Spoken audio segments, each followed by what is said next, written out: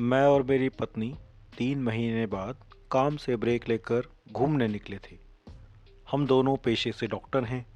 Hospital से छुट्टियां लिए बहुत दिन हुए थे। सच में उस दिन मेरी पत्नी कामिनी बहुत खुश दिख रही थी। छुट्टियां बिताने के लिए मैंने घाटी के गांव में पुराना फार्म हाउस बुक किया था, जहां सिर्फ मैं और मेरी पत्नी एक साथ वक्त बिता सकें और इस हसीन जिंदगी में कुछ खूबसूरत यादें बना सकें। हम दिल्ली से शाम 6 बजे निकले थे। दिल्ली से हाईवे पर पुराने नगमे गुनगुनाते हुए दोनों बड़ी खुशी से फार्म हाउस की ओर छुट्टियों में क्या क्या करेंगे ये प्लान कर रहे थे। फार्म हाउस घाटी के नीचे हिस्से में बसे हुए गांव में था, इसलिए हमें जंगल वाले वीरान इलाके से जाना पड़ा था। रास्ते में एक मोड़ पर मैंने पानी पीने के लिए गाड़ी रोकी। वहां एक बोर्ड पर लिखा हुआ था, अग्रवाल हाउस 20 किलोमीटर आगे है, और वही हमारी मंजिल थी। मैंने कामनी को बोर्ड दिखाया। वह बोली, ये क्या सुशांत, तुमने कौन से जंगल में वेकेशन प्लान किया है? अभी और 20 किलोमीटर गाड़ी चलानी होगी। मुझे तो अभी से भूख लगी है।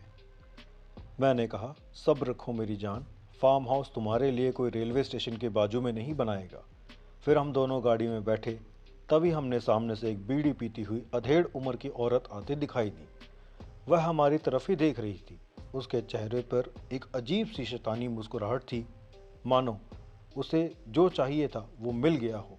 कामिनी मजाक मजाक में बोली, देखो तुम्हारे पुणे वाली काकी कैसे बीड़ी पी रही है।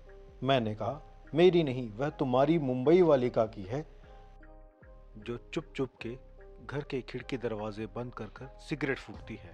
इस बात पर हम दोनों एक साथ हंस पड़े। हमारी गाड़ी बहुत आगे आ चुकी थी। अचानक वह बीड़ी पीने वाली औरत हमें फिर से दिखी। कामिनी बोली, सुशांत देखो, वह बीड़ी पीने वाली औरत इतनी जल्दी हमारे से आगे कैसे पहुंच गई। उसे देखकर मुझे लगा ये कोई और दूसरी औरत होगी, और मैं गाड़ी चलाता रहा। लेकिन मेरी आंखें तब फटी की फटी रह गई जब वह तीसरी बार हम दोनों ने उसी औरत को सामने से आते देखा। मैंने अर्जेंट ब्रेक लगाकर गाड़ी रोक दी और हम दोनों गाड़ी से बाहर निकले और देखा कि उसी मोड़ पर थे जहां से हमने शुरू किया था। लगा कि हम कहीं गए ही नहीं थे। गाड़ी उसी मोड़ पर ही खड़ी थी। फिर जब हमने उस औरत की तरफ मुड़े तब वो वहां नहीं थी, लेकिन जमीन पर आधी जलती हुई बीड़ी देखकर कामिनी भूत प्रेत के डर से कांपने लगी और मुझे भी अचानक ठंड महसूस होने लगी। फिर हम दोनों ने जल्दी से गाड़ी में बैठे और यू टर्न मार के गाड़ी पीछे की ओर लेने लगे। पर कहते हैं ना, मुसीबत जब भी आती है जल्दी पीछा नहीं छोड़ती। मैंने तेजी से गाड़ी भगा रहा था। कामनी को डर के मारे पसीना छूट रहा था। तभी अचानक हमारी गाड़ी धक्के मारकर बंद पड़ गई। मैं कार से बाहर निकलकर बोनट खोलकर चेक करने लगा, लेकिन बहुत कोशिश करने पर भी गाड़ी स्टार्ट नहीं हो रही थी। मैंने मोबाइल से मदद बुलानी चाही, पर ना मेरे मोबाइल में सिग्नल था, ना कामिनी के। मैं मदद तलाश रहा था। तब तक सूरज डूब चुका था। फिर वहां पर लालटेन हाथ में लिए एक बूढ़ा आदमी आया। मैंने उनसे पूछा, बाबा आपके पास मोबाइल है क्या? मुझे कॉल करनी है, हमारी गाड़ी खराब हो गई है, इसलिए हमें मदद बुलानी थी। बाबा बोले, बेटा मेरे पास तो कोई मोबाइल नहीं है, पर मेरा घर यहाँ से पास में ही है। चाहो तो तुम वहाँ चल के मेरे लैंडलाइन से फ़ोन कर लो। मेरे पास भी कोई और समाधान नहीं था। फिर मैं और कामनी पैदल ही बाबा के पीछे चलते गए। झाड़ियों के टेढ़ मेढ़ रास्तों से लालटेन की टिमटिमाती रोशनी में कुछ 10 मिनट में हम उनके घर पहुंच गए। कामिनी मेरे कान में धीरे से ये बोली, कोई पुरानी हवेली जैसा लग रहा है। मैंने कहा, तुम्हें तो पसंद है ना पुरानी हवेली और भूतों की कहानी।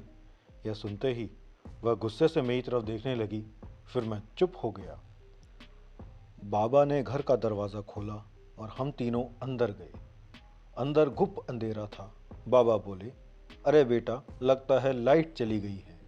फ़ोन सामने वाले कमरे में है, तुम वहाँ जाकर थोड़ी देर रुको, लाइट आते ही फ़ोन चालू हो जाएगा। फिर तुम जिसे चाहे कॉल कर लेना। हमारे पास रुकने के अलावा कोई और चारा ना था। मैं और कामनी उस कमरे में चले गए और फ़ोन के पास बैठ के लाइट आने का इंतज़ार करने लगे। आधा घंटा हुआ लाइट आ नहीं रही थी। मैंने कामिनी के हैंडबैग से एक छोटी टॉर्च निकाली और कमरे के बाहर निकल के बाबा को ढूंढने लगा। मैंने बाबा को आवाज़ दी पर उन्होंने कोई जवाब नहीं दिया। मैंने सोचा शायद घर के बाहर बैठे होंगे। ऐसा सोच के मैं दरवाजे की तरफ बढ़ने लगा और उसी वक्त मेरी टॉर्च का फोकस दरवाजे के ऊपर टंगी एक बड़ी सी तस्वीर पर गया और उसे देखकर डर से मेरी आंखें फटी की फटी रह गई। मैंने जोर से आवाज़ लगाई, कामिनी को बुलाया और वहाँ तस्वीर दिखाई। उसे देखकर उसकी आवाज़ गले में ही अटक गई। वो तस्वीर थी उस बूढ़े बाबा की जिसने हमें उस घर में लाया था।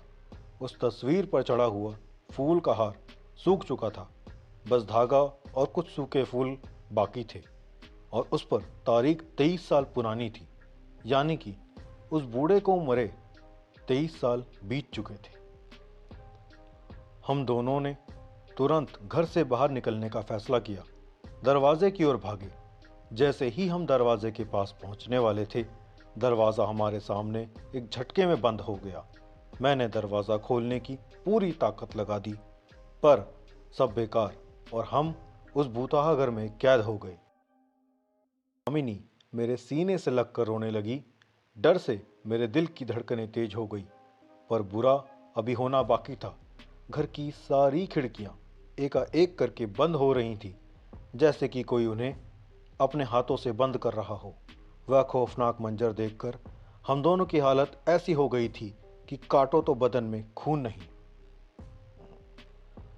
कामिनी और मैं दरवाजे के पास थर-थर कांपते ज़मीन पर बैठे हुए थे। हमारी टॉर्च की चार्जिंग ख़त्म हो रही थी और शायद वह भी टॉर्च की बैटरी ख़त्म होने का इंतज़ार कर रहा था। हमारे सामने रखी आराम कुर्सी धीरे धीरे हिल रही थी, जैसे कि उसमें कोई बैठा हो। हमारी निगाहें भी उसी कुर्सी पर थी। अब कमरे में सिर्फ 2 लोगों के सांसें चलने की आवाज़ थी, एक मेरी और एक कामिनी की। थोड़ी ही देर में हमारी टॉर्च बंद हो गई और कमरे में नर्क सा अंधेरा छा गया। फिर मुझे कामिनी की आवाज़ आई, उठो सुशांत उठो, जल्दी उठो, फार्म हाउस आ गया। मेरी आंख खुली तब मैं कार की पिछली सीट पर सो रहा था और तब मुझे पता चला कि ये सब एक भयानक सपना था।